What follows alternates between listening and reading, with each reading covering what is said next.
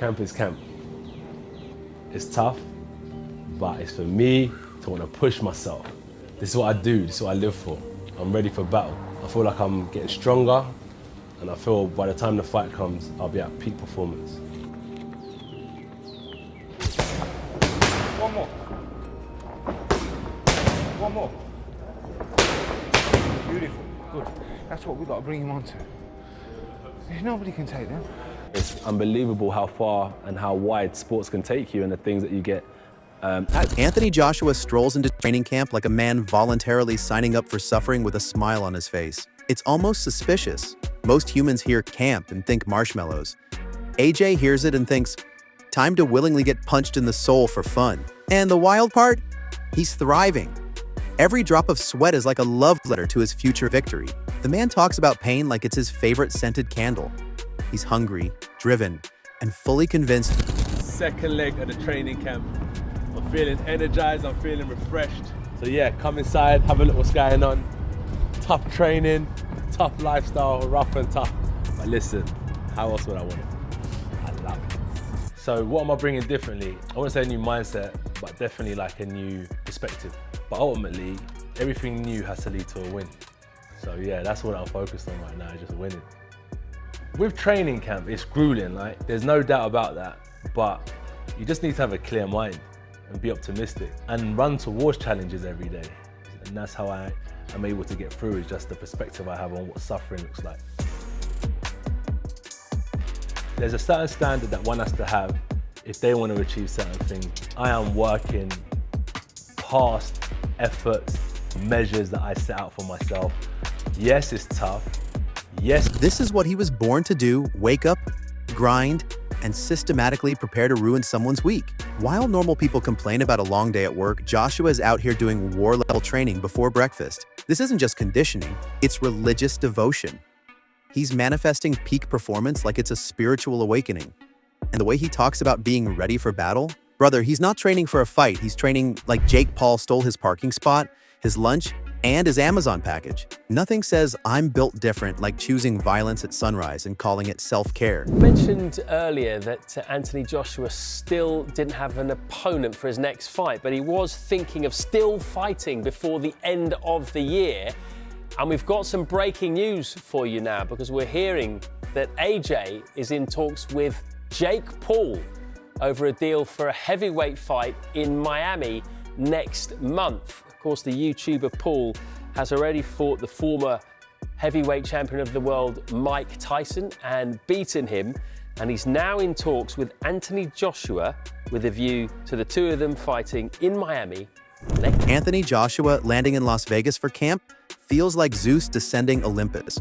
The desert heat tries to humble people. Joshua just squints at it like, cute. He walks into Vegas energized, refreshed, and disturbingly calm, like someone who knows he's about to collect a body and a paycheck. The man treats training camp like a spiritual retreat with extra violence.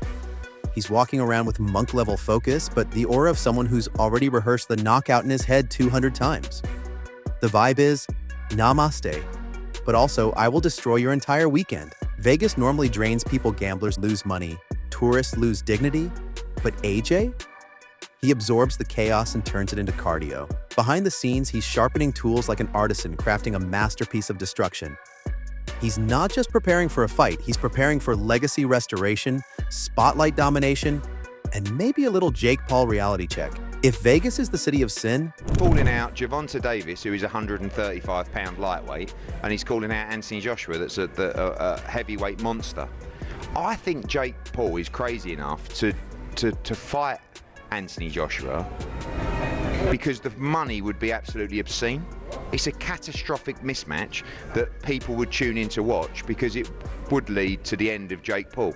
Hopefully not literally, but it's that dangerous that, you know, it's a fight that I don't think should really happen, if I'm honest. I would say about Jake Paul, and I've said this in a couple of interviews today, I do think you start after giving him a margin of respect. You know, I think this guy is going through the motions, he's putting the hard spars in. He just went 10 rounds with, yes, a washed up fighter, but a former world champion that did train. Joshua is definitely there to deliver penance. Only AJ could talk about grueling training with the same tone people use to describe a refreshing spa day. The man deadass says he keeps a clear mind while running into challenges every single day like it's a part-time hobby. And the optimism? Unhinged levels. If suffering was a subscription service, Joshua would be on the premium plan.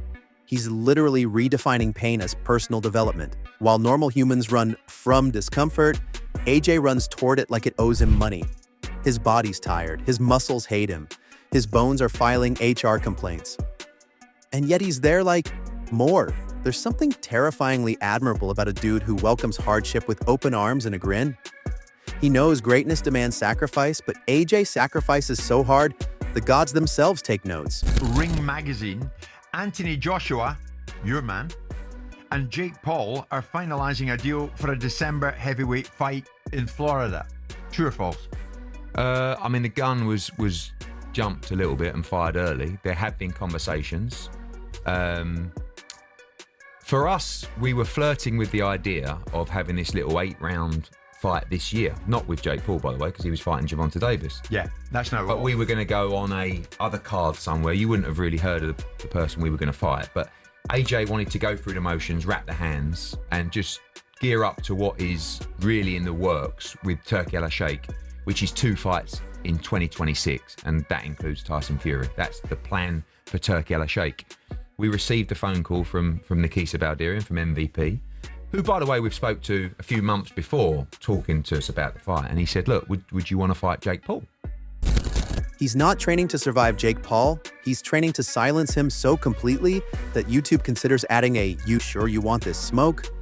warning for future influencers. Reports start dropping that AJ and Jake Paul are negotiating a professional heavyweight fight, and suddenly the boxing world is acting like someone flipped the chaos switch. Promoters whisper, managers scatter, journalists sprint, and somehow Netflix might be streaming it.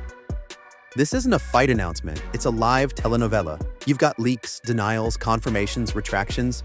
The only thing missing is dramatic music and a camera zoom. But here's the plot twist.